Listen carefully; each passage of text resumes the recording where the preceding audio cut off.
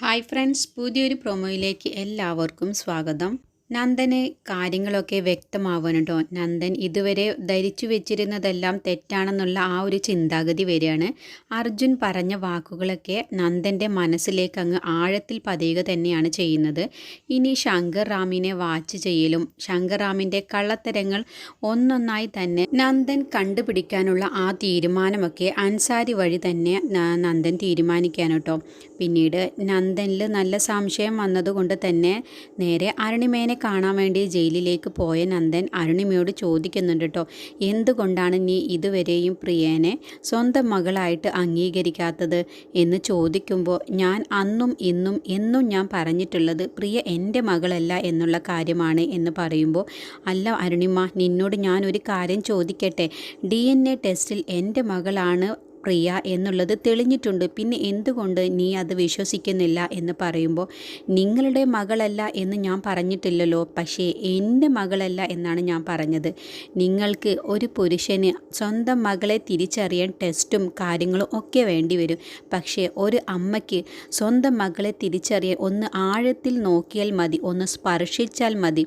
സ്വന്തം മകൾ ആരാണെന്നുള്ള കാര്യം ആ ഒരു സ്ത്രീക്ക്, ആ ഒരു അമ്മയ്ക്ക് അത് മനസ്സിലാവും എന്നങ്ങ് പറയുമ്പോൾ നന്ദനിൽ അത് വല്ലാതെ അങ്ങ് വിഷമം തന്നെ വരികയാണ് കേട്ടോ. അപ്പോൾ നന്ദൻ വീണ്ടും ചോദിക്കുകയാണ് അരുണിമയോട്, അല്ല അരുണിമ, അപ്പം നീ പറഞ്ഞു വരുന്നത്, നീ ഒന്ന് പറഞ്ഞാൽ മതി, ഒരു വാക്ക് എന്നോട് പറഞ്ഞാൽ മതി, ആരാണ് നമ്മുടെ മകൾ എന്നുള്ളത്. ഞാൻ ആ മകളുടെ പേരിൽ എൻ്റെ എല്ലാ സ്വത്തുക്കളും ഞാൻ എഴുതി വെക്കും എന്ന് പറയുമ്പോൾ അരുണിമ തന്നെ ഒന്ന് പുച്ഛിക്കുകയാണ് കേട്ടോ. അല്ല നന്ദേട്ടാ, സ്വത്തോ മുതലോ ഒന്നും തന്നെയല്ല ആവശ്യം, മനുഷ്യന് വേണ്ടത് സമാധാനമാണ്. നന്ദേട്ടന് ഇതുവരെയും ഇത്രയും സ്വത്തുക്കളൊക്കെ കൈവശമുണ്ടായിട്ടും ഒരാൾക്ക് പോലും ഭാഗം വെച്ച് കൊടുക്കാതെ ഇരുന്നിട്ട് പോലും നന്ദേട്ടന് വല്ല സമാധാനവും ഉണ്ടായിരുന്നോ? ഇല്ലല്ലോ. എനിക്കങ്ങനെയല്ല. 20 വർഷങ്ങൾക്ക് മുന്നേ എനിക്ക് ഉണ്ടായ അപകടത്തിൽ എൻ്റെ ഓർമ്മ പോയി. അതൊരു പക്ഷേ നല്ലതിന് വേണ്ടിയിട്ടാവും, ഇല്ലെങ്കിൽ ഞാൻ തന്നെ സ്വയം ഇല്ലാതായേനെ.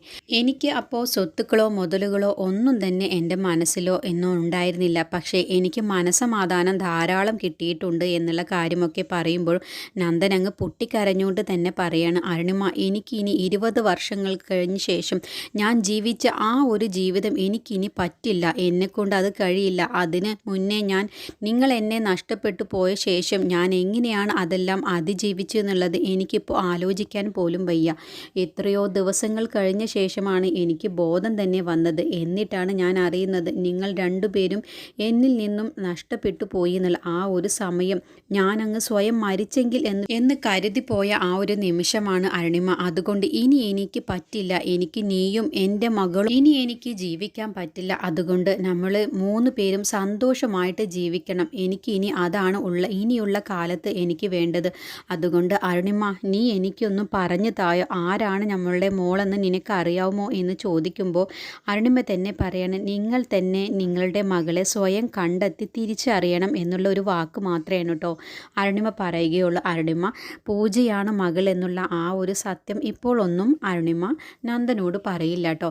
പിന്നീട് പൂജയാണെങ്കിലോ അമ്മേനെ കുറിച്ചിട്ടുള്ള ഇങ്ങനെ കാര്യങ്ങളൊക്കെ തലേ ദിവസം പറഞ്ഞതുകൊണ്ട് തന്നെ അർജുൻ പറഞ്ഞു കൊടുത്തത് തന്നെ അത് ആലോചിച്ച് കിടന്ന കാരണം അരുണിമയ്ക്ക് അപായം പറ്റുന്ന ആ ഒരു ദുസ്വപ്നം കണ്ട് തന്നെ ഞെട്ടി ഉണരുകയാണ് കേട്ടോ. അപ്പോൾ പൂജ ചോദിക്കുന്നുണ്ട് അരുണിമ അമ്മയുടെ മകൾ ആരാണെന്നുള്ള സത്യം ചോദിക്കുമ്പോൾ അർജുൻ ആ ഒരു സത്യം പറഞ്ഞു കൊടുക്കാൻ പറ്റാത്തത് കൊണ്ട് തന്നെ അർജുൻ നന്നായിട്ട് തന്നെ ഒരു മനസ്സിൽ ഒരു ബുദ്ധിമുട്ട് തോന്നുകയാണ് കേട്ടോ. അപ്പോൾ അർജുൻ ഒരു കാര്യം തീരുമാനിക്കണം, എന്തായാലും വിശ്വനാഥൻ അച്ഛനെ പോയി കണ്ട ശേഷം ഇക്കാര്യം ഒന്ന് സംസാരിക്കണം എന്ന് തീരുമാനിക്കുകയാണ് കേട്ടോ.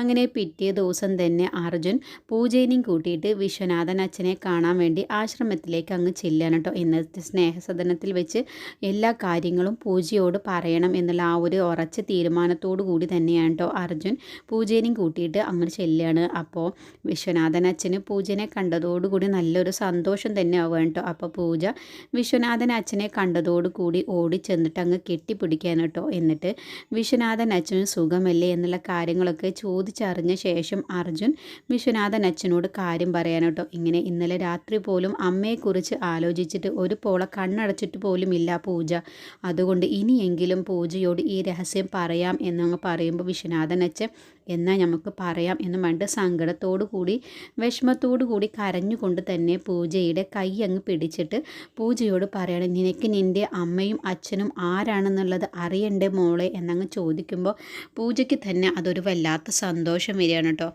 അപ്പോൾ പൂജ കരഞ്ഞുകൊണ്ട് തന്നെ കണ്ണിലൊക്കെ വെള്ളം നിറഞ്ഞുകൊണ്ട് തന്നെ ആകാംക്ഷയോട് കൂടിയിട്ട് വിശ്വനാഥൻ അച്ഛൻ അത് പറയാൻ വേണ്ടി കാത്തു നിൽക്കാൻ കേട്ടോ.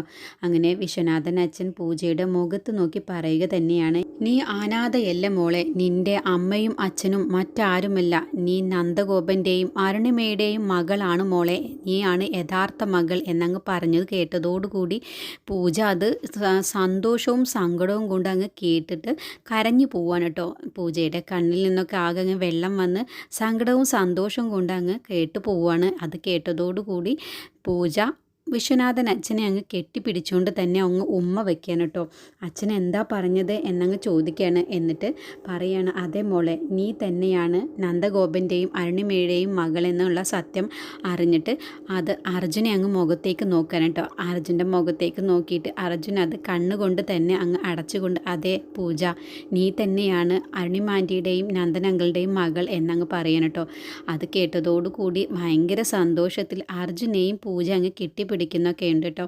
പ്രിയ ആണ് ഇതിൻ്റെയൊക്കെ പുറകിൽ. പ്രിയ നീ മകളാണ് എന്ന് അറിയാതിരിക്കാൻ വേണ്ടി കളിച്ച നാടകമാണെന്നും പ്രിയ ആണ് നിൻ്റെ ഡ്രസ്സുകളും നിൻ്റെ ഫോട്ടോസും എല്ലാം തന്നെ പ്രിയ അവിടെ കൊണ്ടുപോയി കാണിച്ചതാണെന്നുള്ളതും പിന്നീട് പ്രിയ നിൻ്റെ ആ ഒരു ഫോട്ടോ കിട്ടിയത് നീ അവിടുത്തെ മകളാണെന്ന് തിരിച്ചറിയാതിരിക്കാൻ വേണ്ടിയിട്ടാണ് അന്നത്തെ ആ ഒരു ദിവസം അത് നശിപ്പിച്ചതും അത് കത്തിച്ച് കളഞ്ഞതും ഒക്കെ പ്രിയയ്ക്ക് നീ തന്നെയാണ് നന്ദൻ്റെ മകൾ എന്നുള്ള കാര്യം അറിയാം, അതുകൊണ്ടാണ് അവൾ ഇത്രയും കളികൾ കളിക്കുന്നത് എന്നുള്ള കാര്യമൊക്കെ എല്ലാം തന്നെ പൂജയ്ക്ക് മനസ്സിലാവുക കേട്ടോ. അങ്ങനെ പൂജ ഒരു ഭയങ്കര മനസ്കട്ടിയോടുക്കനെ തന്നെ ഇങ്ങനെ ചതിച്ച അവളെ വെറുതെ ഞാൻ ഇനി വിടില്ല എന്നുള്ള ആ ഒരു ഉറച്ച തീരുമാനം തന്നെ പൂജ മനസ്സിൽ തീരുമാനിക്കുകയാണ് കേട്ടോ.